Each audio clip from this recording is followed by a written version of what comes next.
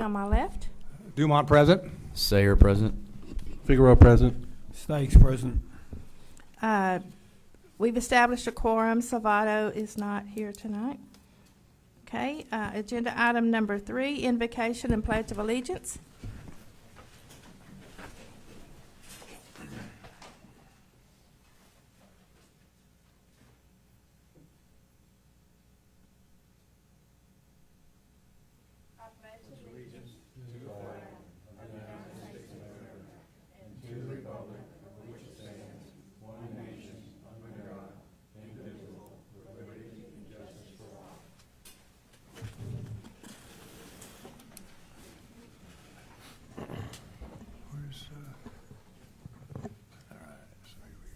Declare if there's any conflicts, starting from my left. I have no conflicts. I have no conflicts. Let's see. I have a conflict is to item number 11. No non-conflicts. Citizens' comments. Do you have the sheet, Kimberly?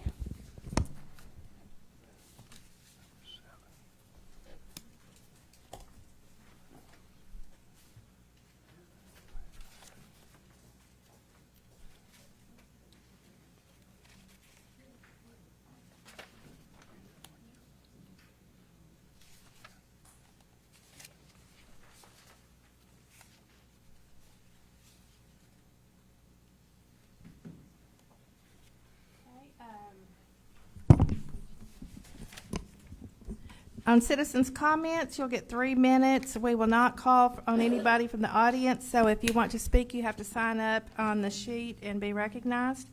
We'll start with Jackie Moses, agenda item number 5. Jackie Moses, 118 Woodcrest Drive. I'll be reading an email that I sent today to put into the record so that these concerns become part of the official record and receive the attention and action they deserve. I would like to bring a noncompliance issue to the attention of the City and Council. I discussed this with Mike DeMont yesterday, June 17th, prior to the Council workshop. I was unable to attend the special meeting that was held on June 4th, but I have since read the minutes of that meeting and have seen what Mr. Figueroa's contractor has constructed at his business at 1201 North Tool Drive. In my opinion, the completed construction does not reflect what the council voted to approve as described in the meeting minutes and supported photographs in the meeting packet. I assume each of you is familiar with the meeting documents, given that this project was important enough for some council members to request a special meeting to expedite its approval. I would also hope that each of you had either visited the property or driven by to verify that the construction complied with the approved plans. It does not. This is not an issue that should be overlooked. As I have stated during previous council meetings, I have serious concerns regarding the permits issued to Mr. Figueroa and his contractor. To date, these concerns have not been adequately addressed, and neither Mr. Figueroa nor his contractor has been held accountable for disregarding city ordinances and permit requirements. Prior to leaving council, Mr. Fladmark was the only council member who acknowledged and shared these concerns. Council should hold every citizen to the same high standards when it comes to compliance with city ordinances, permits, and regulations. Allowing these actions to continue without accountability sends the wrong message and will continue to be seen as preferential treatment. Until this is addressed appropriately, I will continue to raise these concerns. I know I'm not alone in this opinion. Many citizens have questioned why one individual who also happens to be an outspoken member of council is allowed to disregard the same rules that everyone else is expected to follow. It is my opinion that any other resident who constructed something that did not comply with an approved permit, variance, or amended variance would be required to correct the violation. Likewise, I doubt any other citizen would have been granted a special meeting to accommodate poor planning. And as the saying goes, poor planning on your part does not constitute an emergency on mine. Accordingly, I am formally requesting an audit of all permits, variances, amended variances, inspections, and related approvals associated with the property located at 1201 North Tool Drive, Tool, Texas. I respectfully request that council members Dumont and Salvato participate in that audit alongside city staff. I believe additional permit fees may be owed based on what has been constructed and it may open your eyes and provide a clearer understanding of the issues that many of us have observed. Ooh, 3 minutes. Thank you. Okay. On agenda item number 7. Okay. Greg Figueroa had asked to speak at citizens' comments.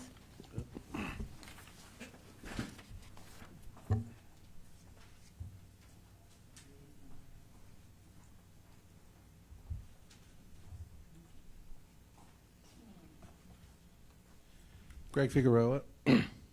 I'm speaking tonight as a property owner and a business owner, not in my capacity as a council member. I'm asking for clarity and consistency regarding the fence ordinance and the conditions placed on my variance. The ordinance says opaque screening fences are not allowed in the front yard, but it does not define opaque. It does not give a required board gap, visibility, percentage, or measurable standard. My fence has visible spacing between the boards and can be seen through. The ordinance also says fences should be aesthetically consistent with building and fences in the area. There is a wood fence in front of Tool City Hall that appears similar in design, material, spacing, and visibility to my fence, but to my knowledge, that fence was not required to have shrubs or landscaping in front of it. In my case, shrubs were added as a condition of the variance, but I do not see the requirement anywhere in the fence ordinance, and I am not aware of being required of other similar business being required of other similar business owners, the city of Tool, or residents. I'm not asking for special treatment. I'm asking for clear rules and consistent enforcement. If shrubs are going to be required, then the city should have a written standard explaining when they are required and how that standard applies to everyone. It appears there is a clear double standard being applied to my fence project compared to similar fences that exist in the city limits. And to the other comment, I'm over-permitted. I've overpaid for permits. The city knows exactly my project and knows that I over-permit, and I try to spend more on permits because I know that there's a handful of citizens that constantly just probe my projects, but no one else is in the city. Thank you. Thank you, Mr. Figueroa.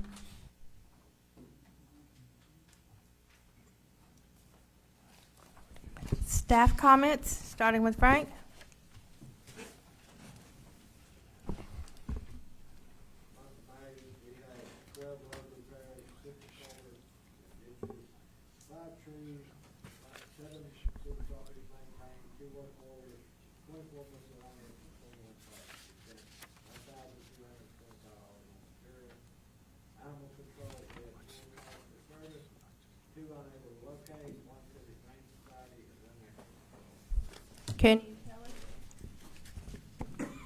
Can you tell us about the maintenance barn?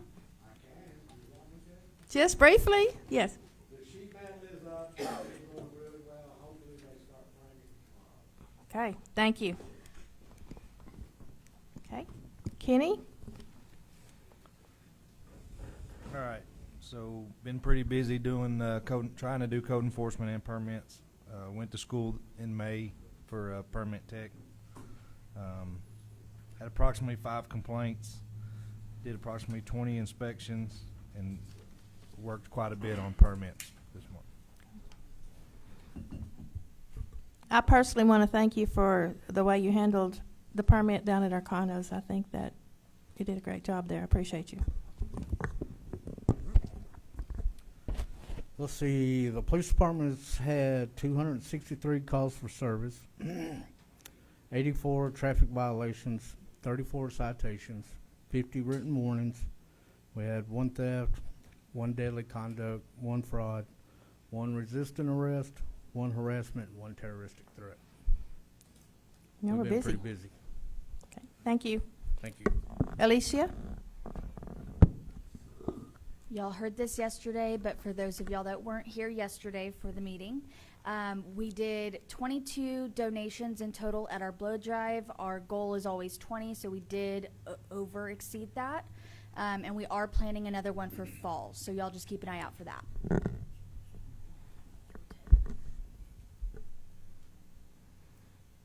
Julius?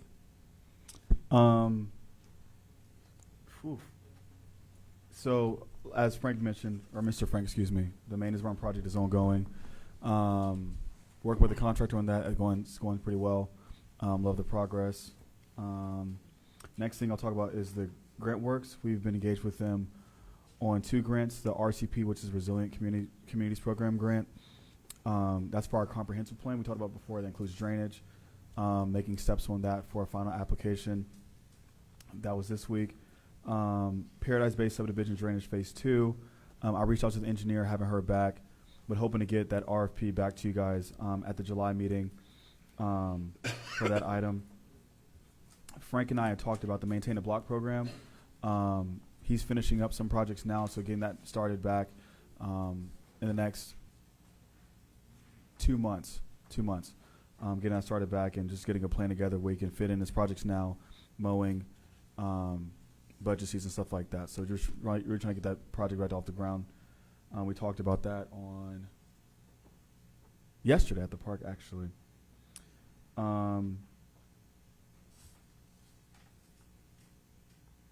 We talked about this yesterday in our budget meeting. We have 2 open positions right now, building technician and city controller. We have scheduled phone interviews already for next week for one of those, looking to fill those positions pretty quick.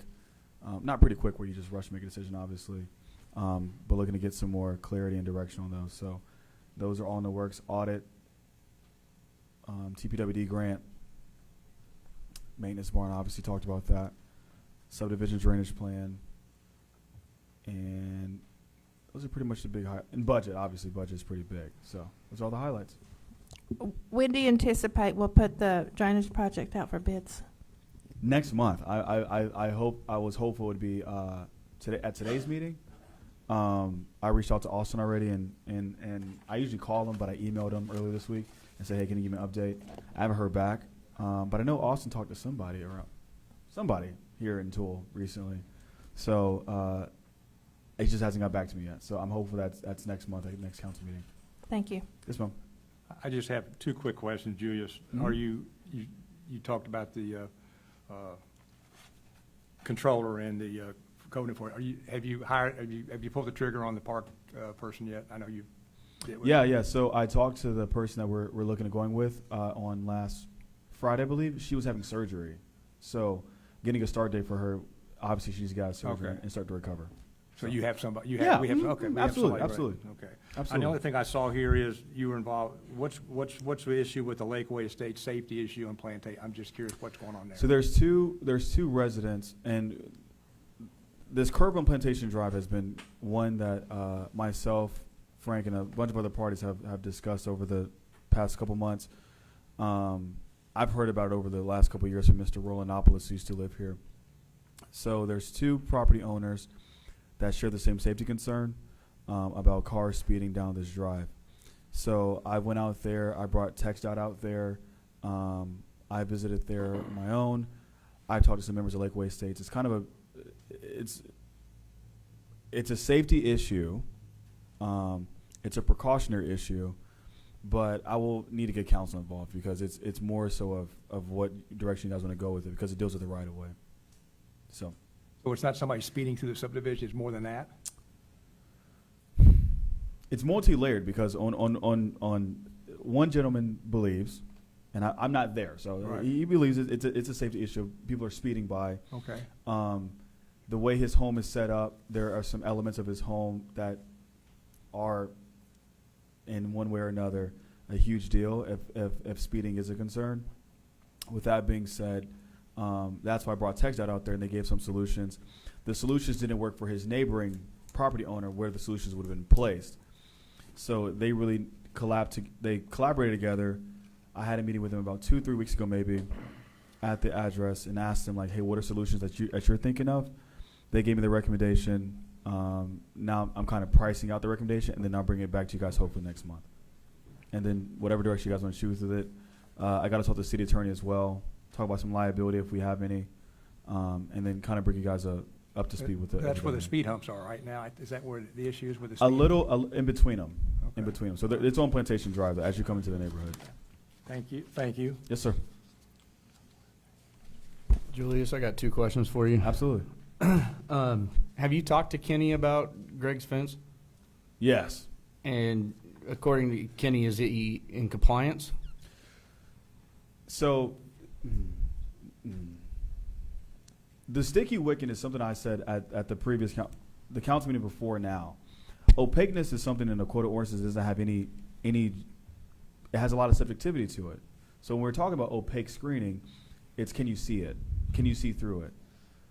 So when you're driving down, me, Kenny, and another employee went down there today and talked to the property owner. I'm not the business owner. I'm not going to call him as a council member. Talked to the business owner and gave him recommendations of how to avoid this whole thing about not being able to see through it. We gave him some recommendations. We said, hey, try this, try that. He was willing to do that. So it's kind of a constant progress because, again, it's all subjective. The business owner also gave us some feedback of, hey, if I do X, if I trim them all the way down or I leave them all the way open, what if somebody comes and jumps over the thing and takes everything?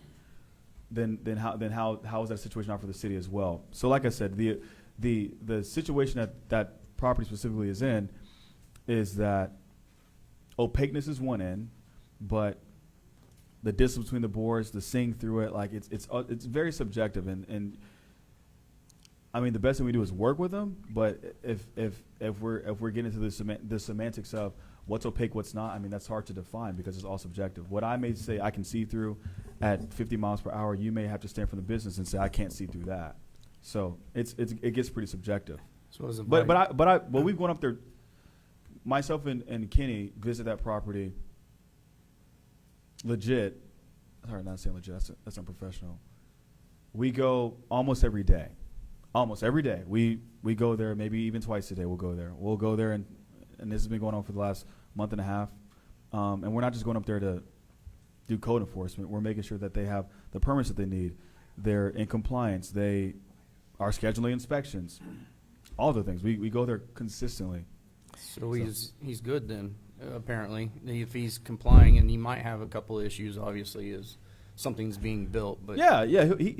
I will say the business owner has had issues in the past, but we've gone up there to try to rectify it. So it's not that we're not working with them. We work with them almost, like I said, every day. We went there today at 2:00 and got back and. Let me ask you a question. Yes, ma'am. He came and got a variance, and we granted a 6-foot fence based on certain conditions. Is that correct? Yes, ma'am. Landscaping. And he submitted a drawing to the council. It was in the last council packet. Mm-hmm. Does that fence look like that? No, it doesn't. Okay, thank you. And my last question, Julius, is Go ahead. if we're going to put stipulations on business owners for their fences, what about this fence that's right outside of City Hall that's well over 6 feet? You'd be starting a whole other issue. You'd go down to treat one person that way and not treat another person the same way. I'd be going and calling mud, to be bluntly honest with you. So The thing right outside of City Hall, is that a private business? The No. fence is not owned, it's not owned by a private business, is it? fence is not owned. Is by- Mud a private business? Or the Mud is an sewer? entity, so I wouldn't say it's a private business. It's an entity. Okay. Yeah. Okay, thank you, Julius. Yes, ma'am. Kimberly?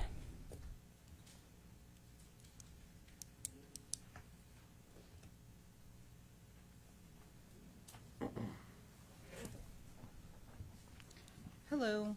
So it is now election season. We're going to have a regular general election on November 3rd.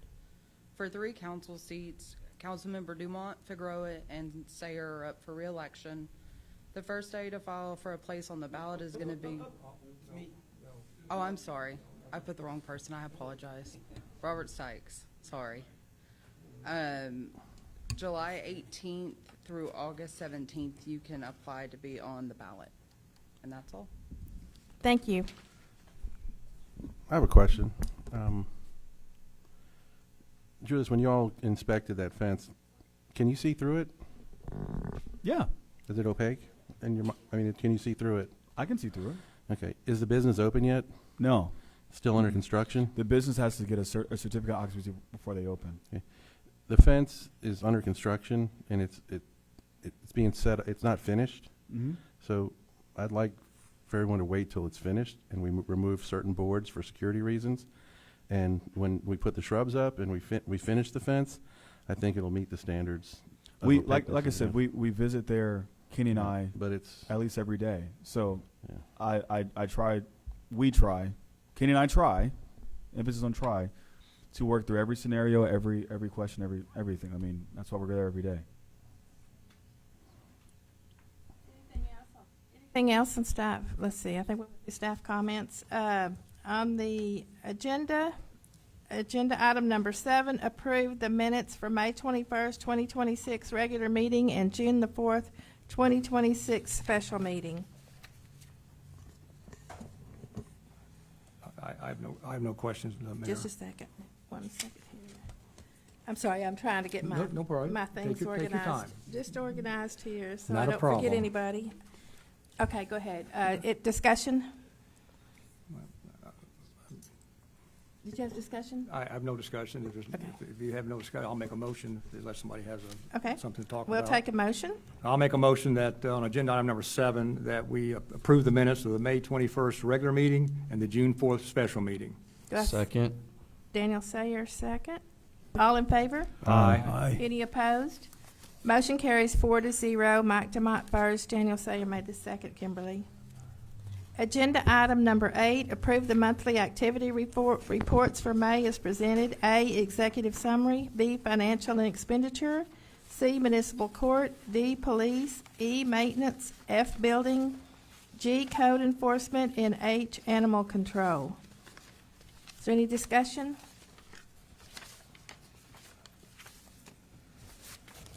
I don't have anything. I'll make a motion if there's no more, any discussion.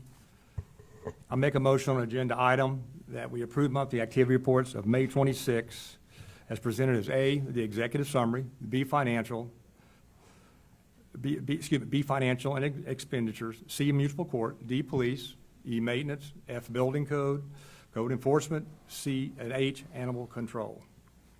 Do I have a second? Second. All in favor? Aye. Any opposed? Motion carries. Kimberly, 4-0. Mike Demott first, Daniel Sayer second.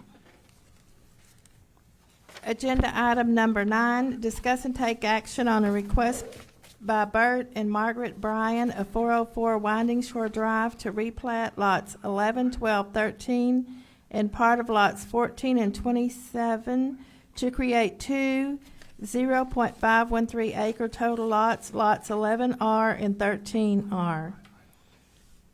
Is there any discussion? I went and inspected it. It's an off-water lot where they have multiple pieces of property to kind of basically put them together, so it's going to be two. The HOA has approved it, so it's been approved in Heatherwood, so Right, I don't, right. it seems cut and dry. It's pretty cut as and I dry. looked at it. It's pretty cut and dry. Is the Bryan family here? Anybody here? If you want to, Do y'all want to step up there and tell us if there's anything unusual about this? Margaret Bryan, 404 Winding Shore Drive. My parents bought the place in 1973. It has a lot of kind of smallish lots that have never been replatted. And so basically what we're doing is building, the house already is over where we're building, and we're building another little storage unit behind it. And so we're replatting it into two different areas there. The one will have the house and the building on it, and the other is an open lot. Okay. Thank you. Is there any questions for them or any discussion? Thank you for coming today, Ms. Bryan. Thank you. Okay. Do I have a motion? I'll make a motion. I move that we approve the replat for Bert and Margaret Bryan at 404 Winding Shore Drive to replat lots 11, 12, 13, and part of lots 14 and 27 to create two 0.513 acre lots total, lots 11R and 13R. Do I have a second? I'll second that. All in favor? Aye. Any opposed? 4-0. Kimberly Robert Stocks was the first. Mike Demott was the second. Thank you. Thank you. Agenda item number 10, approve this for the city administrator to enter into a contract with Humane Society for the period of July the 1st, 2026 through July 30th, 2028, for the purpose of humane services for animals within the city of Toole. Julius? Council, so this past, or our contract with the Humane Society expires on June 30th. We've been contracted with them for the last 2 years, I believe. The Humane Society has kept their prices consistent of $16.25 over the last 2 years. There's a little bump in fiscal year 23-24. However, before that, the Humane Society's contract or fees have escalated drastically, and did so in 1 year, almost tripled. So I think it's in the best interest of the city for us to lock in prices for at least the next 2 years, keep market conditions pretty steady, and give them some clarity on the financial picture for them moving forward as well. So instead of a 1 year deal, I think we should go with a 2 year deal, lock in our prices for animals,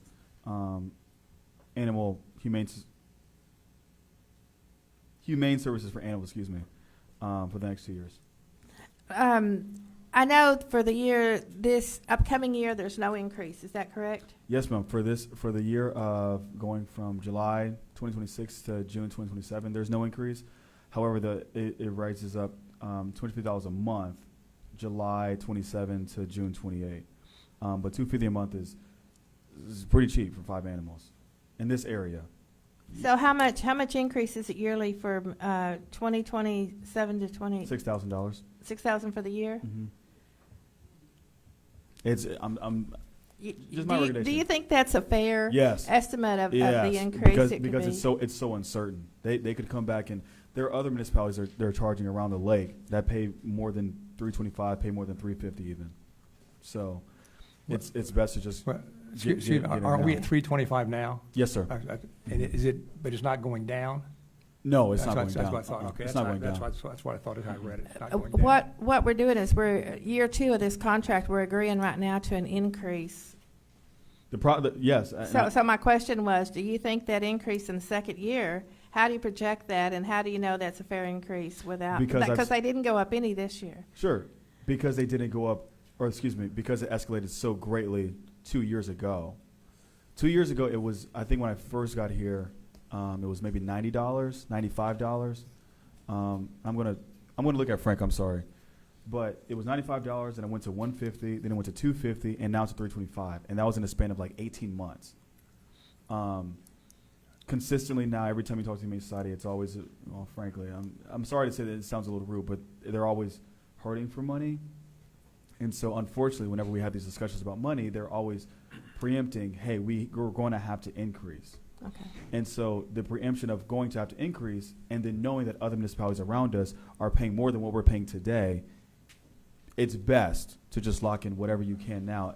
As little as the 250 may, or as big as 250 may seem, you could come out way worse. They could look up one day and say it's $400 an animal. Okay, so you think it's fair? I think it's fair. Yeah, I really do. Are they only taking dogs, or they take cats as well? They don't take cats. They only take dogs. Okay, is there any discussion from the council? I mean, I know a little bit about the Humane Society. It's limited space, Mm-hmm. and there's really no other options. You have no other options. no other I remember once calling from Kaufman County to Ellis County and everywhere else, and nothing. Yeah. And they also operate as a no-kill shelter, so Mhm. they do a lot of fundraising Absolutely. for the majority of their budget. Mhm. It's not necessarily a for-profit organization. They've got staffing, they've got food, they've got care, medical care. What's fair is, I guess, it's just supply and demand and the space they have, the limited space they have in order to do the job that they're doing for the area. As we all know, there's a tremendous problem in the lake area with abandoned pets and pets that get loose. And I know it's a big expense for us, and I wish we had a better solution. Right.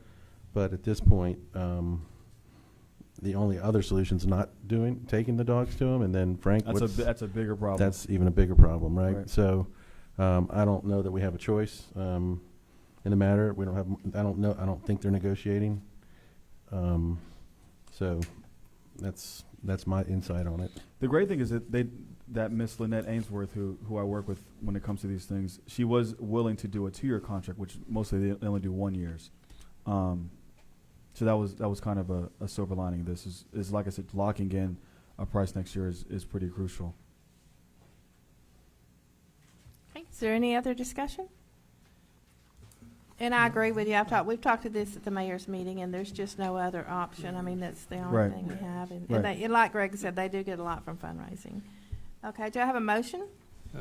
I move, excuse me, I move that we approve the city administrator to enter into an animal shelter services contract with the Humane Society for the period of July 2026 to June 2028.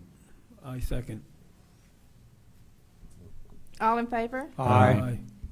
Any opposed?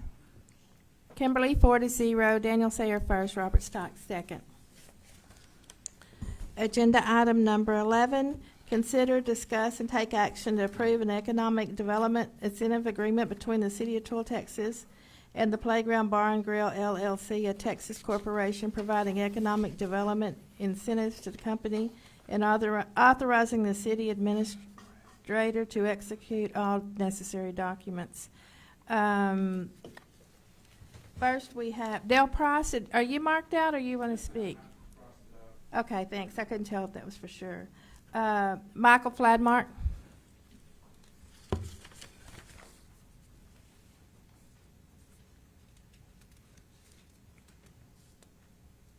Michael Fladmark, 600 Winding Shore Drive, Tool, Texas. I just wanted to voice my position as a problem as far as the visual, possibly political, possibly legal. But the thing is that my position is that a sitting councilman or a member shouldn't be trying to get recovery of investments for their commercial property from the taxpayers of the city of Tool. I'm not against it as far as when you're not on the council, but I'm just saying, and it's nothing personal, it's just that I don't think as being on the council that you should try to do that. So that's all I want to say is you should come under consideration. I know it's going to pass, but the thing is, and I appreciate everything you have and you are doing for the city as far as moving forward, but I just think this is inappropriate. Thank you.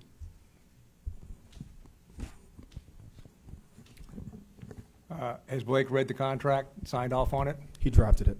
Say again? He drafted it. He drafted, okay, okay. So we are, Yeah, that's- we're all that confident. was the biggest issue. I know it's always about public purpose and Oh, all yeah, all of that absolutely. piece of it. That- Yeah, he drafted okay. it. And the school district is okay?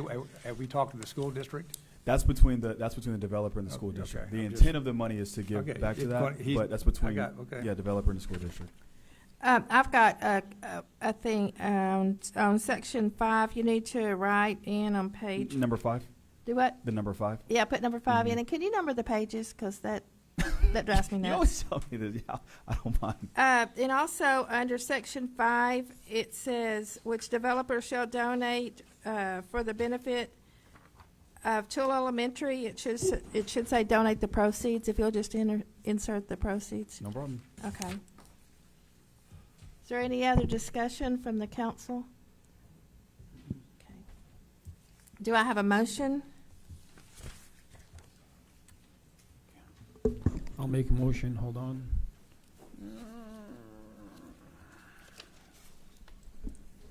I make a motion that we consider and take action to, I'm on the wrong economic development plan. Mike, can you make the motion? I can't get my page up.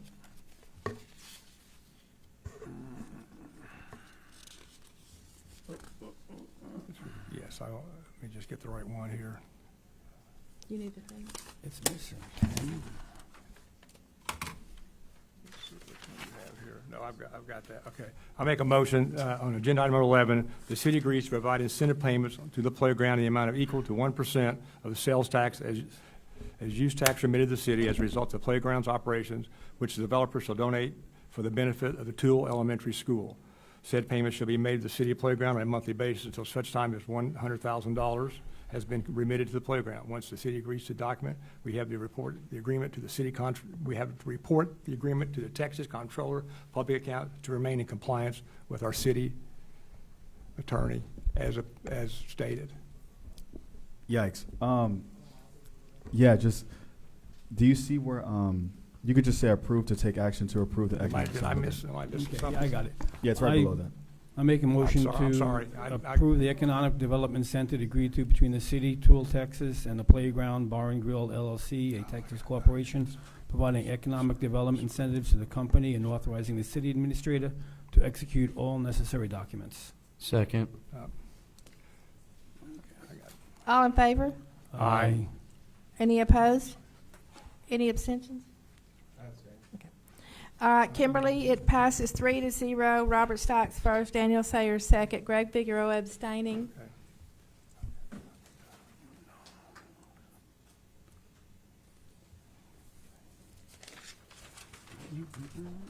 Sorry about that, Juice. I read the wrong paragraph. And I pulled up the wrong Okay. page, I'm Okay, sorry. got it. That's okay. Agenda item number 12, discuss and take action to adopt ordinance 2023-08D, international codes relating to the adopted codes for building regulations. Julius? Excuse me.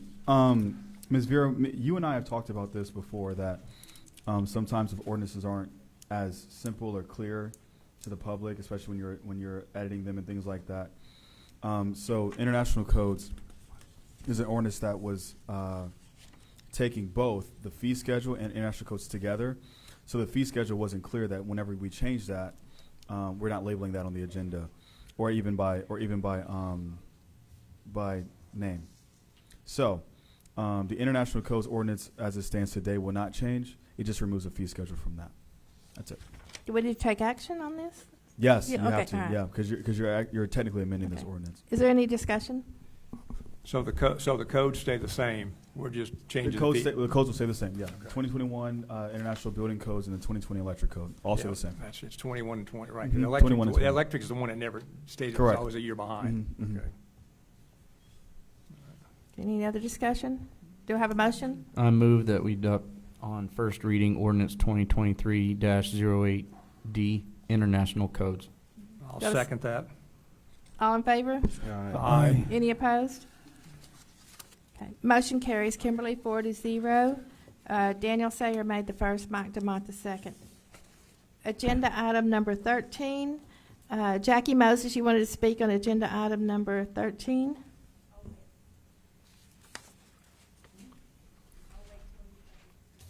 I'm sorry? No, oh, you have to go now, yeah.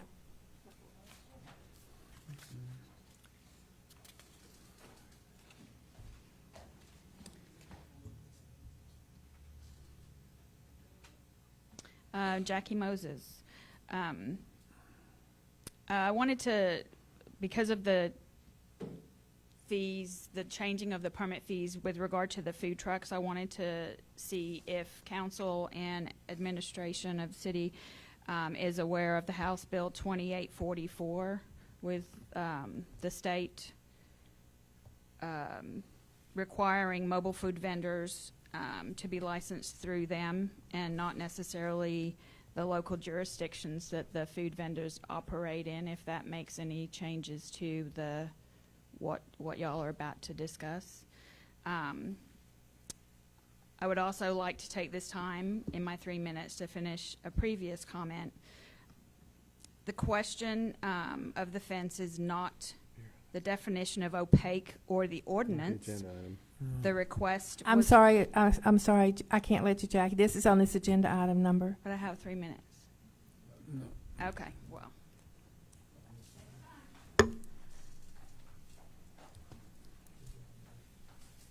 Casey Watson?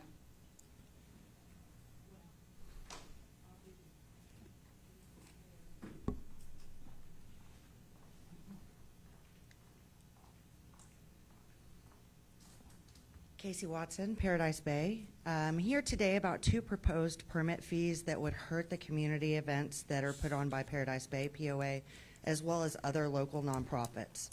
First, the food truck permit. Under House Bill 2844, the Texas Department of State Health Services now issues statewide permits for food trucks. That law removes the ability for cities and counties to add extra local fees. The new state permit allows food trucks to operate anywhere in Texas. Adding a city fee on top conflicts with state law, and it would hurt the vendors that we rely on for these events. Second, the special event permit fee. Groups like Paradise Bay, other POAs, churches, and nonprofits host events to bring the community together. We use the money we raise for neighborhood improvements, in our case, a badly needed seawall repair. These events also draw visitors from around Cedar Creek Lake who spend money at tool businesses and generate sales tax revenue for the city. I also want to note that the Orr and White Civic Center already has fee exemptions for those same types of organizations. POAs, churches, nonprofits. When you rent the Orr and White and you're one of those, you don't pay a fee. So I would like to request that maybe we consider the same type of thing for special events permits. And I would also like to possibly extend the time, ask that you guys take a little bit more time to look at those new laws. The food truck law goes into effect on July 1st, and possibly take a look at the special event permit a little closer. Thank you. Thank you for coming, Casey. We appreciate it. Julius, have you looked at that? Yeah, actually, ironically, yeah. So, city attorney, myself, Angie from Gun Barrel, Lance Vincent from Malakoff, we're all actually butting our heads together on this food truck thing. I think the food trucks needs to be completely removed from this permit fee schedule, completely, just take it out. Until we figure it out? Yes, Okay, ma'am, absolutely, all right. absolutely. Okay. Angie has already put in a request to Blake for him to draft a food truck ordinance that falls in line with Senate Bill or House Bill 2844, as I think Ms. Jackie mentioned it. Ms. Jackie, yeah. Yeah, Ms. Jackie mentioned it. Yes, House Bill 2844 goes into effect July 1. It's very extensive. Your permit fees cannot be extensive or redundant, or it's a lot of things. Also, we can't register them. We can't. There's a reinspection fee we could do, but that just gets really in the sticky wicket. So Blake is working on that with the Gun Barrel, but Angie said I'll pass it right along to you after we're done. Malakoff in the same boat that we are. So we're all kind of around a lake about food trucks just at a standstill. Mrs. Casey mentioned the large sales events permit. If the council wanted to, in this ordinance, it doesn't say what a set fee schedule is.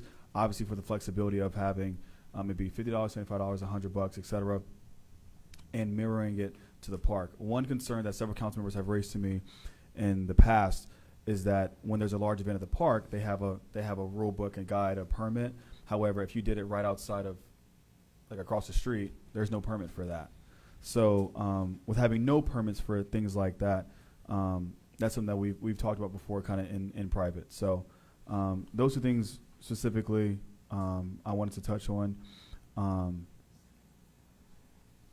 That's it. Any questions? Well, is there a conflict if we, like the POAs, we treat them like we did Yeah. So, nonprofit? I mean, they are our citizens. They are, it's our neighborhoods. I mean, is there, are we?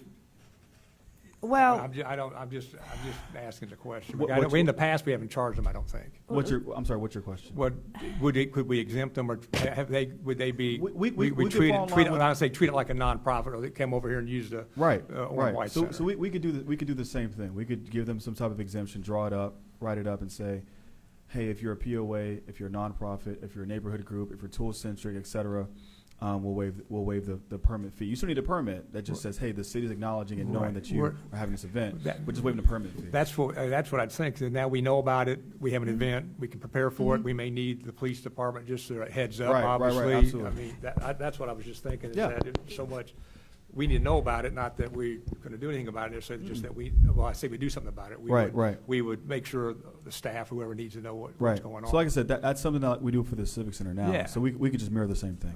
Okay. So when I was POA president Mhm. before Casey, the events that I threw, I never needed a permit. Yep. Nope. So Nope. Well, I mean, if they did a think we permit, we just didn't charge. Yeah, we didn't charge them. You Yeah. a permit, just don't charge for it. Exactly. Right. That's what I would recommend. If that's the direction you guys want to take that, that's fine. Okay, good. Ms. Vera? yes, I've got several things to say. Okay, go right ahead. I think that the Ada Tool Park Inc. Has had to get a permit for every single event, even though they have a contract with the city. They have had to take every vendor that they had and take their applications and send them over to the city and keep them on staff, and even threaten to go out there with the police. I mean, let's treat these people as well. And I think kudos on you for treating them very nice on this thing. Let's give the same consideration to them that's going out there and putting on events at the park. You've never required the HOA, the PO, when Daniel was there, he never had to send his vendor applications in. The Methodist Church doesn't have to send theirs in. The Baptist Church, when they have their bazaar, they don't have to send theirs in. They don't have to go through the same thing. It's time that we treat, we got to treat all of these people that are working hard to produce and give these events to the cities. And like the HOA down there, that is bringing people into this city to do business with your business and any other people that do business. So is the Aid at Toole Park. These people come down there, they patronize your business and everybody else's business. Let's treat them just like you just treated them right there. That's what needs to happen. There's so much conflict here between the city and that group that's putting on things at the park that we need to all sit down and work that out and treat them fairly and not, and Mike talks about the fundraising, but the city took away 3 of their vendor markets, which is one of their big fundraisers. So let's work with these people. They probably charge a fee to cover their expenses, and the Aid at Toole, that was their fundraiser. And so let's work with these people better. That's what I want to say on this. And I think, some of this stuff, the $100 permit fee for their trucks down there is unfair, and I agree with you so much. Then thank you for taking that out. I appreciate that. So but can let's I work mention- with the people Can doing I mention things. something? Miss Casey called me. What time did you call me today? 4:30? Oh, okay. Well, when Miss Casey called me, we kind of had the similar conversation we're having now, it being a little too burdensome, et cetera. And what I told her was that we would treat it like the Civic Center. And that's some of the comments that I wanted to make now. Specifically with the Aid at Toole, I know they've been kind of the guinea pig working through all this stuff. They've been a punching bag. I can say. So they've been a guinea pig for most of the stuff. It's the first time for everything. But at the same time, like the premise you have of making everybody do the same rules is something that vehemently, with this being said, it helps that as well, because somebody could not be at the park and they could literally go down the street to the fire department and have the same event, and we do nothing. So having a process where everybody's the same is well received. Thank you. Yes, ma'am. Okay, I appreciate that. So what you're saying, we're not going to charge anybody for the permits at the park? No, I'm not saying that at all. Okay. I'm not saying that Okay, at all. okay. I'm saying the same. There's concessions that could be made if it's determined in the best interest of the city. Right. So we just got to Okay. evaluate things. Okay. If a circus goes down here, down the street and puts, and they're doing that for profit and they're doing an event down there, yeah, they No, should, yeah, they'll I get think charged. they should pay. Yeah, they should get charged. But the HOAs and the people like Casey, the fire department, we've never charged them. The No. fire department, we've never made them send their vendor applications in as a city. So let's be fair and let's be nice to all Friendlier. these people. We'll be friendlier. And thankful to the people that are doing these things for the city. It's great. And Yes, I ma'am. appreciate you, Casey, and everybody that's doing things for the city. Yeah, it's an issue of just knowing what's going on, though. Say it one more time. Yes, it's an issue of knowing what's going on. Yeah, so yeah, that absolutely. we know what's happening at the park Absolutely. or wherever Absolutely. it is. Thank you for coming, Casey. Is there Michael Fladmark, agenda item number 13?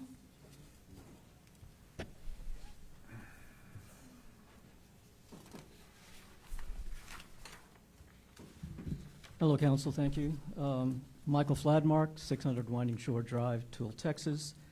So we've done this every year.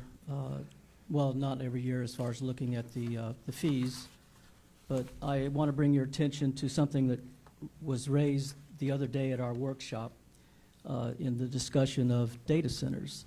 And this was the use of, for large commercial development and industrial development that's not in zoned areas like that, and it was that to use special use permits for that. And so the fee here is only $200, and so what I would like to have be considered is that it should be a % of the project cost of those, should they get that permit when they apply.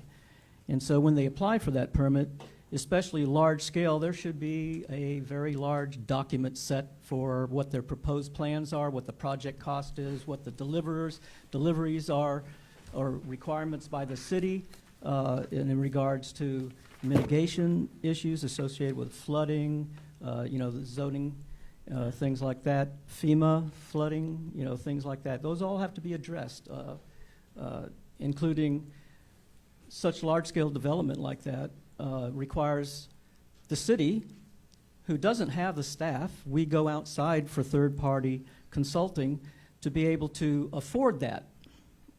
So I believe it should be a percentage of the cost up to a certain value so that we know that those costs associated by the city will always be covered. It also behooves us to move forward and find citizens who want to work on the proposed zoning and ordinance committee, which there's only one person who has signed up to do that. Guess who that is? That's me, right?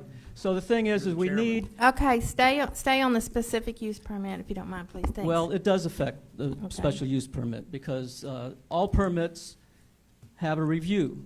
A lot of them can be done by the city, but when it's a special project like these, it's outside our scope, and we need to be aware of that. We need to be able to recover the costs associated with those. So that's all I have to say. Please consider modifying that permit fee to a % of project cost. Thank you. Let me ask you a question, Joyce. How burdensome is it to bring a special use permit before the council for each and every one? Because here's what I'm saying is, it's not just projects. Sometimes it's businesses that have specific use permits. So it's kind of hard. You can't really do a percentage basis based on that thing. No, but to Mr. Flatmark's point, the permit fee is different than the specific use permit fee. These are two different things. The permit fee is based on valuation. So like a pool, an accessory structure, a new house, a new commercial business, those are based on valuation, so that fee is scaled with that. The specific use permit fee is just a flat application that comes before the council, and the administrative cost is plus the hearing notifications for all the property owners within 200 feet of that property. The specific use permit is only applied to those things in that appendix schedule of uses, like the TVEC substation. Before it was a restaurant with drive-through alcohol. Tire shop, you guys saw that a couple months ago. Oh, you're talking about the difference in special These are two solely use? different, two solely different things. Okay, thanks. Let's see, I had another question. On the large sales events permit, I still, in Casey, I just want to bring this up. I still think that those entities should get a permit, and it should be turned over to the police department so they know that there's a large event going on in the city. That's why they'd get one. Yeah, I think that's important because you're going to want the police department to know that you're having a big event there in case there's anything happening. That's why they would need to get one, because like I said, today or yesterday or before, they would just have events and everybody's like, well, what's happening? Yeah. So if they have a permit, Right, we'll notify them. All right. So do we need to change then if we're going to do the special use permit? We need different language? I mean, No. Are you talking about, to Mr. Flatmark's point? Yes. To Mr. Flatmark's point, he's specifically talking about a permit fee, specifically like the valuation of the permit fee. Yeah, we already have that. We have the schedule now. We Yes, have we that already fee. have that now. You're talking about a special use permit. The specific use permit right now is $100. Needs to be $200, which aligns with variance applications as well. It comes before council. These two things are. This is for the price of the application. It's only okay. Yeah, it's just like a variance. These are two very similar things. This is start the paperwork, and then you flip over to the back page here. And now I'm doing $1 million project. Now it's $565,634 and an additional $1,000. That's your permit fee if you had a specific use or not. That's the permit fee to build the building. That's before you don't have to have a specific use permit at all to have that application as well done. So they're two totally different functions. So I think the food truck contradicts. The food truck needs to come out completely. State law, so I think it just needs to come out completely. Yep. I think in Ada Tool, it would be more of a rental fee if you wanted to apply anything at all to that. Yeah. But it wouldn't be a permit necessarily. And Ms. Vera, I want to be specific. The Ada Tool and their events at the park have almost nothing to do with what we're talking about today. Because everything else for the park is already working itself. I was talking in a sense of fairness and I received that. Yeah, okay, but thank you. In terms of the fee schedule and all that, this has nothing. It won't affect the Ada Tool for anything because they do most of their events at the park anyways. So, besides the food truck, then that's. It won't affect the 8 to. I mean, are we going to sit down and have to today's point about this ordinance Okay. and just the numbers of that. Yeah, All right. but yeah, I can read between the lines. All right. Is there So we- any other discussion on the permit fee schedule? So do you need to do we need some additional language on the special use permit, or should there be a category for something big that it's more money, or is it just going to simply have a special No, use? no, be no, a flat, like it's I'm flat $200 to get the paperwork started. No. So like I'm saying, the specific use permit is like a variance application. Think of it very synonymously. Okay. When a home like the tire shop is a great example. The tire shop needed a specific use permit because in our appendix it says you can't have a tire shop in a B1 zoning without a specific use permit. That's what we're talking about today. Like Mr. Flatmark was saying, the permit fees associated with the tire shop construction are outside of this because if it was a yes in the B1 zoning for a tire shop, the specific use permit would never be applicable, but they would still have a permit fee of the evaluation of the construction of the tire shop. Right. That's not about today. We're just talking about specific use permit fee that is cheaper than a variance fee, which makes no sense because they both come before the council.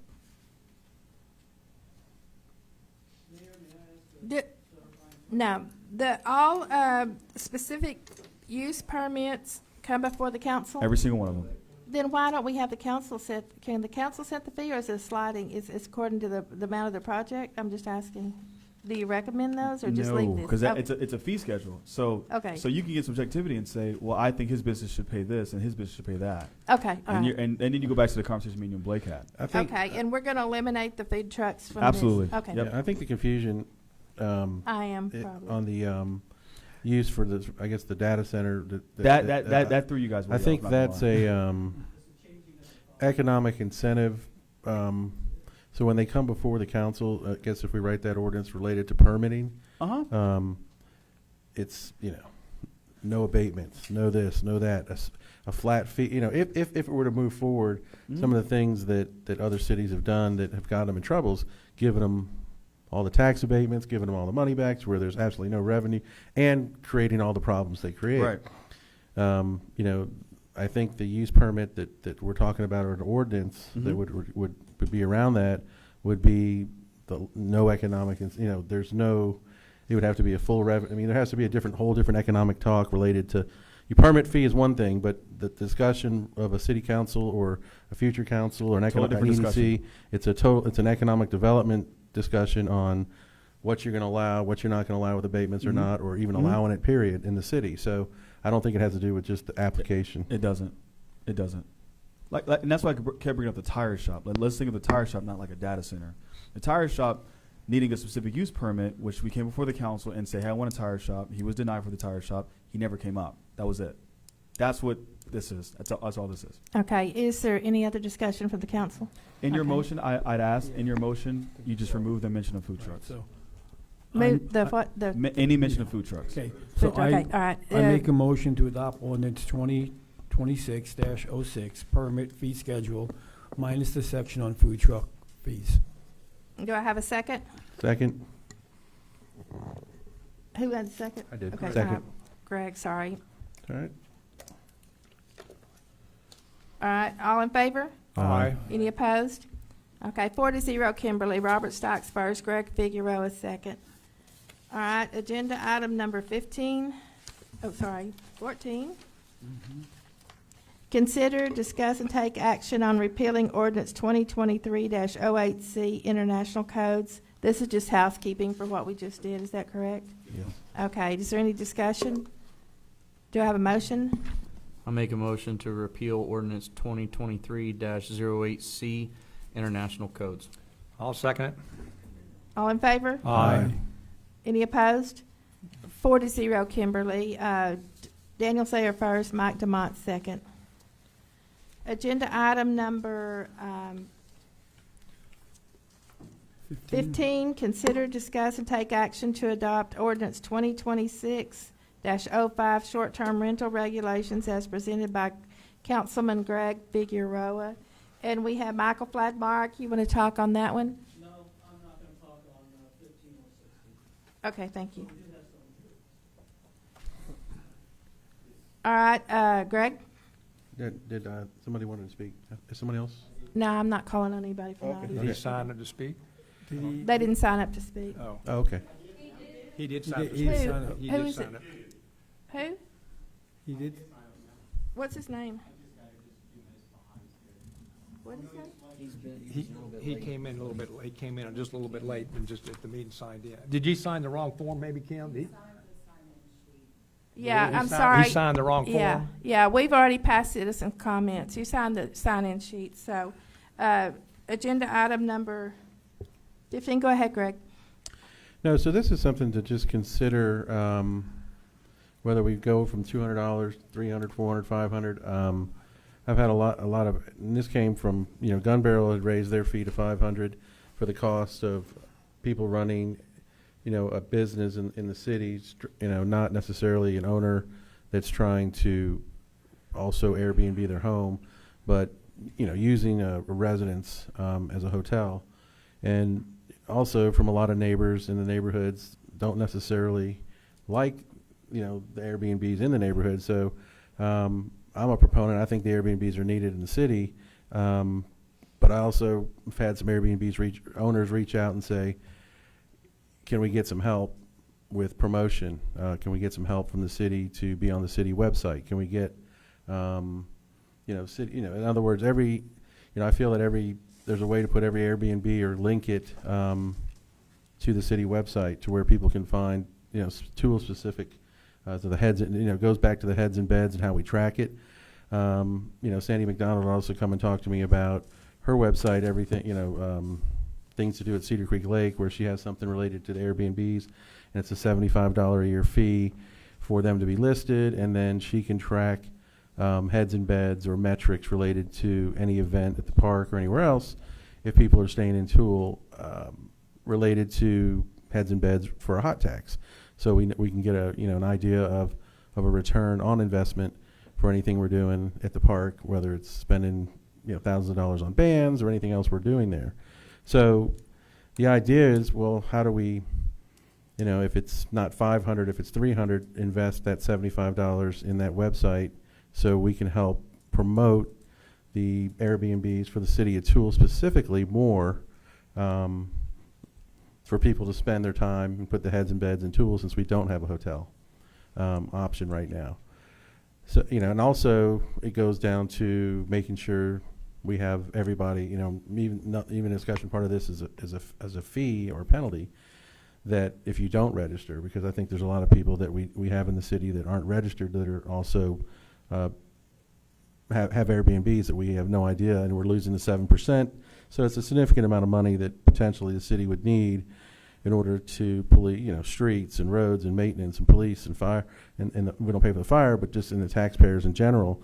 So I don't know what that number is. I know you have to make it quantitative related to what it cost us to administer governance over Airbnbs and VRBOs in the city or short-term rentals. I don't know that 500 is the number we need to charge. If it's 300, that's the discussion that I'd like to have and hear your all's opinion on it. Like I said, I'm looking at not just from a fee to a business owner, right? Because technically they're running a business in the city, and $500 a year, you'd think to run a hotel in the city is it's not a lot. But if it's 300, if it's 200, I know in Arnold Hills, I'm the POA president, we charge people that want to use the boat launch. We invested a lot in that, or our amenities within the neighborhood that we put. We want the Airbnb. If someone's running a straight up Airbnb, it's $150 POA voluntary PO fee, but we put in there that it's $1,000 if you're running a business in Arnold Hills. That if you want to use the boat launch, we have a code on it that you would pay more, because we know that people off water in an Airbnb are more likely to want to bring a boat, and they're usually the ones that break the gate, somehow damage, are more careless because they didn't invest in it like the neighborhood did. Our residents put money up to fund these things. So it's kind of along that same lines. I see it as finding a way to invest that money from the city to help promote, build our website out, or in conjunction with another website or a tourism type related site to get heads and beds and track it, or, help the residents, help the Airbnbs also promote more and get more business. Well, I think that, I'm in favor of raising it. I think jumping to 500 is a big jump from 200. I think, in my opinion, council, mayor, staff, it's 300, 350 is probably the right number. I think, I like your idea, you could promote stuff, but if we have, but I think, again, it shows that we are pro-business, but I think a jump from 200 to 500, it's just like, hey, it's kind of a slap. But say, hey, we do need to increase it, and I think that 300 is at least a minimum, and it could be even as much as 350. That's just how, my thought on it. And there's other fees too, Mike. Some cities have done it where if it's a owner-occupied Airbnb, it's less. It might be 200, it might be, at that rate. But if it's someone that's just 100% Airbnb and they live in Houston or they live in another city and they're actually, and I've run into that where there's people that own homes and they're looking on their cameras and they're doing everything remote and they don't even live here. Should that fee be a little higher? Now that's a true, you're right, that's a true Airbnb. Because those are the ones, the neighborhoods that I get, the most complaints about for Airbnbs related to, the ones that are not necessarily owner occupied, that it's more of a business, and those are the ones that tend to have the louder parties, the longer parties that would require the police to come out for a nuisance, which are city services. So whether it's 200 for resident occupied and then 300 for non-occupied, that's, I'm not stuck to 500. I just put a number out there. I understand. I just went to what Gun Barrel passed a year ago and had no issues with doing, but I'm comfortable with another number. We manage the two-step fee. Could we manage that, Julius? I mean, if Mr. Gregg says other cities do it, I don't know why we couldn't. Well, I'm just, is it? If it could be done, it could be done. Yeah. So. Well, I have a It's worth question. exploring.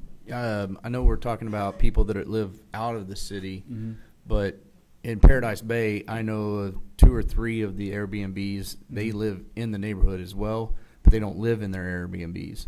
So how do we fee them if they're still paying for Tool and they're contributing? Do we cut them a break for being in Tool and having an Airbnb, or do we just flat out just? You got to make it very black and white. You can't do that. Then you're giving special treatment to So different you got to make it pretty black and white. classes. So go ahead. My point is, I agree with everything Mike said. I think if you're going to raise it a little bit, not 500, not 2.5 times what it is now. But another thing is, and I've talked to our city attorney specifically on this, you cannot raise fees to just to bring in revenue. You have to justify those fees and what it's actually cost the city.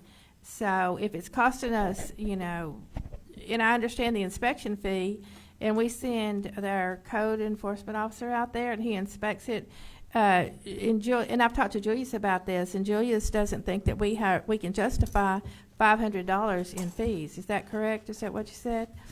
I think it's hard to justify 500. I can agree Okay, with so I think, like I said, it is illegal. I mean, basically, it's what he told us to raise fees just to bring in revenue. So, and if we want Airbnbs and we want the hot funds tax, then I think we have to be a little friendly, friendly to them. Why don't we do this? Just a suggestion. I think if you guys are a proponent of raising a little bit to maybe 300, and then Mr. Gregg and I exploring this 2-tier system of owner-occupied, Airbnb only, things like that, because that could be 2 separate applications we can put. And the justification, and what it cost us, I'm not trying to necessarily make it a profit center, but we added almost $200,000 to our budget to take care of the park. Now, if we're heads in beds and you tie all this full circle back to the park, and if an Airbnb, if we're having an event in the park and somebody comes because of the park, something we're maintaining that our taxpayers, spent $2 million on, and building a park, maintaining a park. Right now, our short-term rental fees are not budgeted for $9,000 for the year, something like that. I saw on the budget yesterday. $4,800. $4,800. Okay, so that's not paying for 1 month's worth of water in the summer at the park.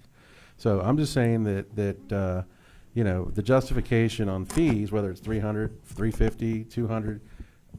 We can more than justify the fact that the expenses related to the heads in beds / staying in the city of Tool for events could be easily justifiable on an expense standpoint. I think your justification there is ad valorem taxes pays for most of those things on the budget.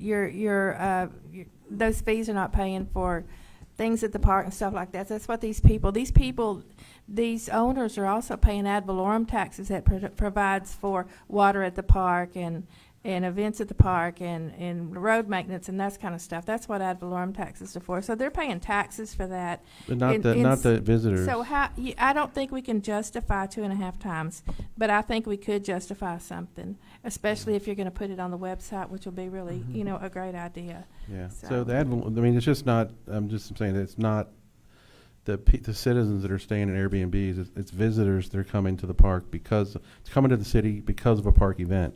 So it's a business. It's someone running a hotel. They're coming in to come to an event or something at the park. It's a visitor. They're making money as a hotel owner, and so we're not charging the citizens this Airbnb fee. If the citizens own Airbnbs, that's a different story. They're business owners. They're not necessarily acting as residents. So I'm not. I don't think like I said, I'm good with 300, 200, whatever it is. I just wanted to make sure that we take this seriously and we start making sure we're collecting every penny we can related to the short-term rentals in the city of Tool. Julius, can you ask the chief a question? I'm sure that Airbnbs probably make up less than 5% of the population, but during the summer months, does he notice an uptick in complaints specifically regarding Airbnb properties? There's one home in, where's that guy at? Arnold Hills. Arnold Yeah. Hills. There's the one gentleman in Arnold Hills keeps them so busy. But besides that, Chief and I don't really talk about short-term rentals a lot.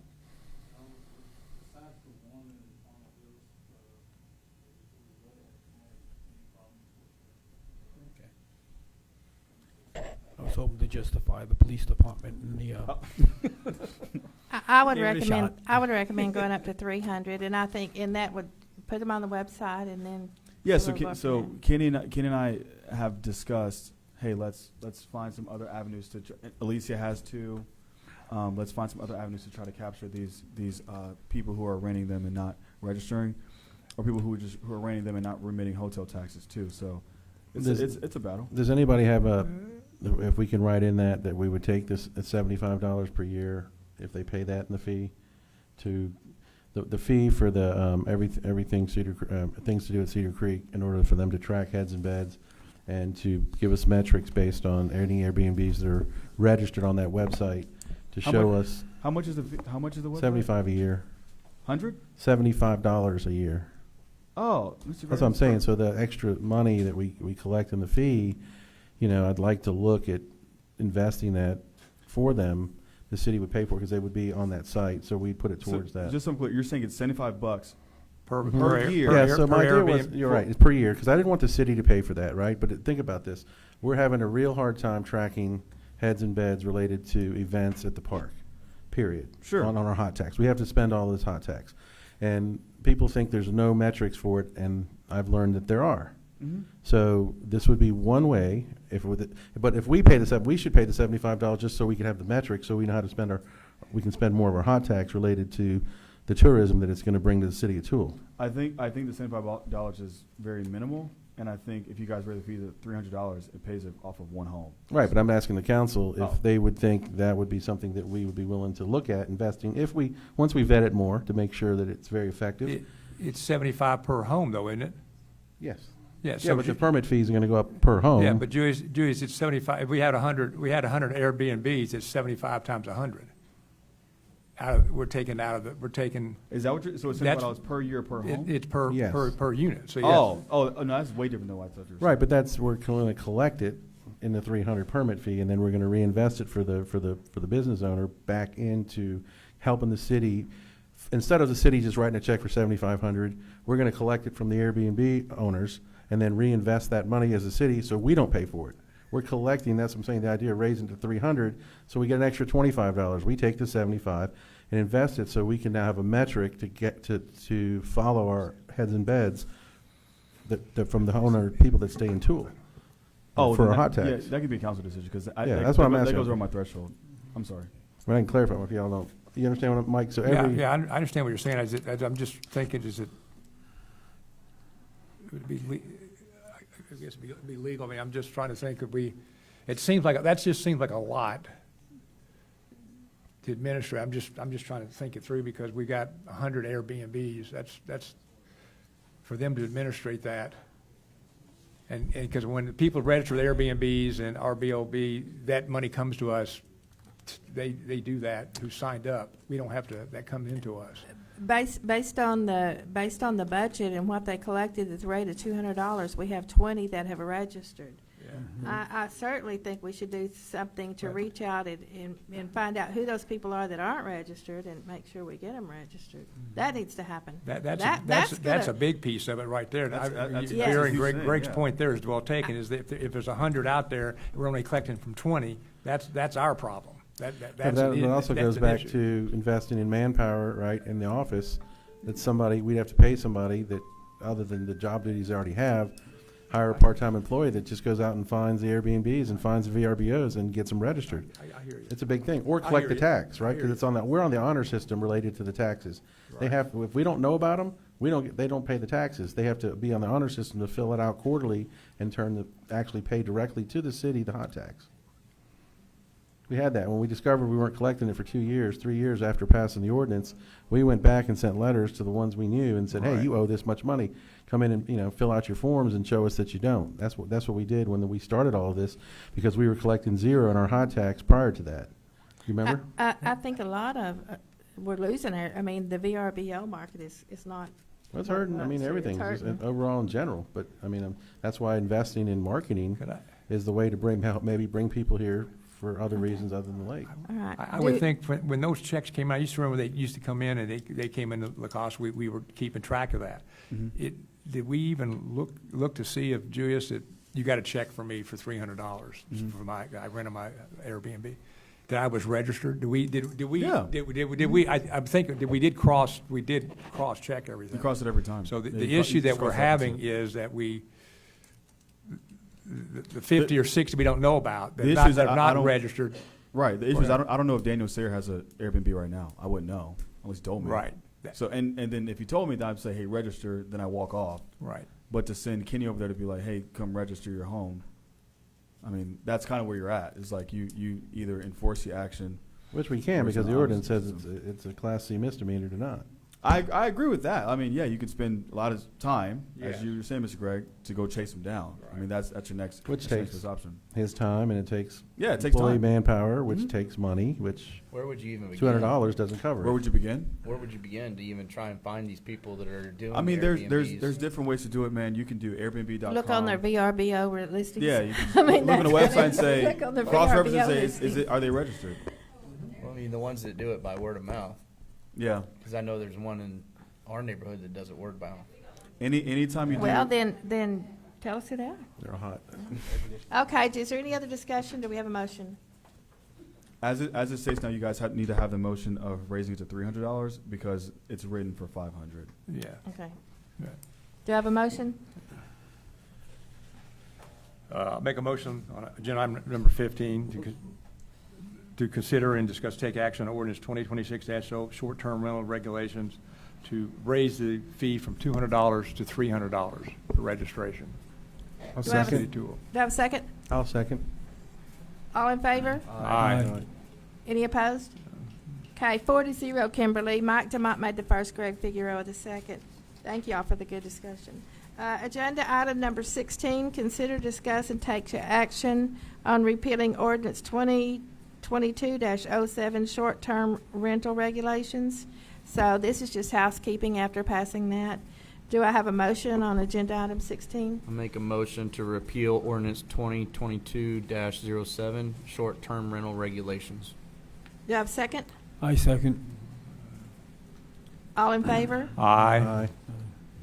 Any opposed? Kimberly passes 4-0. Daniel Sayer first, Robert Stocks second. Agenda item number 17, consider, discuss, and take action to adopt ordinance 2026-07, abandoning right-of-way, Isle of View, Lover's Lane. And that's, Julius, you have this one. So, I think they're here. There they are. The homeowner, the homeowner Is the here. is the homeowner here? Yeah, they're here. Okay, can y'all step up and tell us what y'all are wanting to do, if you don't mind? So Jeremy and I have talked over the past 3 weeks, I think. It's been a while. Yeah, it's been a while. Okay. So they have a home on Lover's Lane, which they are proposing to build. The cul-de-sac at the end of Lovers Lane, and Mr. Dumont and Frank and I were there for a couple hours Yeah, this is- last week, and they're looking to build a new home. So in their new home, they want to have a bigger footprint than the current home. The right-of-way on the street goes in a straight line all the way down until it gets to the cul-de-sac, and then it kind of curves in. So it's a very unique, kind of weird gadget. So abandoning the right-of-way would just extend their setbacks closer to the street, like I talked about, making a bigger footprint for the house. So in their new survey and in their plans, I'm assuming, because I haven't seen your plans, I've just seen your survey, their home would meet all the setbacks. They take on ownership of the right-of-way, and it becomes part of their property as well. And there's nothing the city currently uses in that right-of-way. I talked to MUD about that right-of-way as well. They don't have any utilities in that right-of-way as well as on the other side of the street. So there's no really impact to the city besides 5 feet of shrubs. Right, Is there anything y'all want to add? Is there anything y'all want to add to that or explain to it? I'm happy to add, whatever you'd like to hear, I'm happy to share. We obviously would be thrilled to build a house here, and first time at City Council in Tool, so thanks for having us. Welcome. Yeah, thank you. We purchased the home, and as we were designing the plans, it became apparent that the cul-de-sac, the setback is 30 feet, and it actually forces the house to be about 60 feet away from the street. And so it just made it prohibitive to add a garage, frankly. And so the footprint of the house will actually stay almost exactly where the current one is. We're just trying to get the garage where you can have an entry to it. As I look at it, and it's on my street, and I live 2 houses. I live 2 houses from you. Welcome to the neighborhood. Thank you. When they repave the streets, we have our cul-de-sac that we have. It's a turnaround. It does set back off. There's a culvert for drainage, which are not affecting that. That doesn't affect it. It's basically, if you look at the drawing that they have, the red and yellow line, it's a skew. It's not square. So it's kind of like you're just kind of squaring the lot up. Right. You're picking up on it'd be the southwest corner. You're picking up 5 feet of property when you're not affecting anything on the southeast corner. You're just basically making a straight line across where it runs right across the mailbox, currently right now.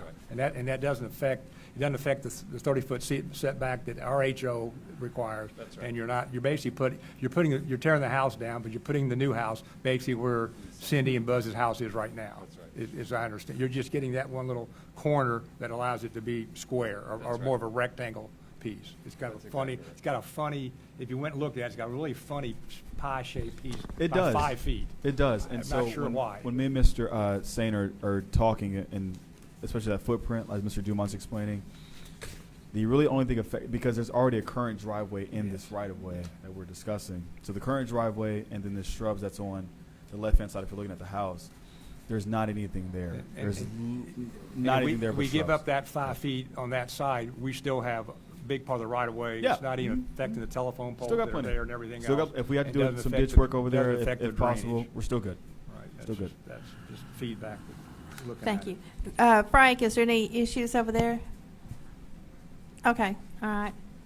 Is there any other discussion from So council? it's 'cause it's not city property, it's just a right-of-way, so it's nothing we own, no real, Yeah. okay. We'll relinquish that to the Yeah. property owners. All right, is there any other discussion? They should all be Thank you very much for coming, we appreciate you. Welcome to Tool. Welcome. Thanks for having us. Okay, They all should be this easy. do I have a motion? I'll make a motion to take action to adopt ordinance 2026-7, abandoning the right-of-way of Isle of View, Lovers Lane. Second. I just want to make one clarification, Julius. It's Isle of View 2. There's 2. There's Isle of View 1. Yeah, I was and wondering. we are Isle of View 2. Just Okay. Yeah. to make them just Absolutely. an administrative function. Isle of View 2. Isle of View 2. Yes. Yep. Second. All right, all in favor? Aye. Any opposed? Okay, Kimberly, motion carries 4-0 with, who made the first one? Daniel Sayer? No, Greg, I'm sorry, Greg Figueroa and then Daniel Sayer. So motion carries. Agenda item number 18, council comments. I have no comments at this time, other than that I know there's this weekend, we're having the concert, the Endless Summer Concert. We are, we And have we're- our endless summer concert. And we're having the Rotary's doing the dedication of the peace pole, Frank got installed, so we're going to show up at 6:30, do the dedication at 6:45, then the concert starts at 7. So that's only, Rotary asked me to remind everybody of that. Okay. Thank you all for coming. Have a good night. Thank you, everybody, for coming. Yes, please come out there, council, everybody, please come out there at 6:30 for that peace pole dedication. That's a huge deal that the Rotary Club provided to our park, and we need to just show up and show them how much we appreciate what they've done there. There's Friday night. There's a what? 80s glow thing, that wave or something, and then the church is having a deal. So there's two things tomorrow night at the park. Our park's being used a lot. And also Mahjong, if anybody plays that, we have that tomorrow morning, 10 to 12 here at the event center. At the Civic Center. So Enjoy your holiday tomorrow. yeah. Greg? Yep, thank you everybody for coming, and thank you for all the kind words. Have a good evening. Thanks, everyone, for coming. I know it's a hot day out today, and I'm glad you all were able to show up. Thanks, staff. Okay. Future agenda items? I have the only future agenda item we need, we talked about the workshop, is that we have the council is going to give us permission to go. The resolution? We need a resolution for Texas Parks and Wildlife to apply for the grant. Right, have that. And Vera and Michael and I are working on that. Anybody else who joins that committee, on what that's going to be. Absolutely. We have a couple of things we're trying to iron out. Absolutely. But it's all positive. Daniel? Sirens. Sirens. Grant. Got that Look one for too. a grant. Need to look at that. Got that one too? Greg? Anything on the next one? Well, we discussed the meeting yesterday about adding the trail grant, start using that, and I think Mayor Bennett had a good conversation about asked some good questions, and I think some things can be done to maybe increase that with park and some different things. We don't know yet, so I'm not going to mention anything, but I think I definitely want to have that on the next agenda. Please don't jinx us. Yeah. Once she gets more information, I think we'll put it on the next agenda. Maybe a discussion on the replots. They used to come up more often. We changed the rules where a lot of them, it was just a simple replot, but I think we need to revisit that. And because 99.9% of the time, I don't see an issue with them. So maybe we could pass it over to the code enforcer or something like that. Okay. We do have it now when it's a simple, like 2 to 1, 3 to 2, whatever. Yeah. There's a government code that specifies staff can do up to 5. Yeah. 5 to 1, or so like the Bryans doing a 5 to 2. That government code does say you can do that. So we can look into it if you want me to. Okay. I think that's a good idea. I think that might coincide with us hiring somebody, a building official too. Okay, but yeah, I think that's a good idea. Okay, do I have it's 7:28. Do I have a motion? I'll to make a adjourn? motion. We adjourn the meeting at 7:28. Second. All in favor? Aye. Any opposed? Mike DeMott first, Kimberly and Daniel Sayer second. 4-0. Y'all have a good evening. I knew you were going to have a problem. Yeah, okay. Yeah. I got you. Yeah. Yeah.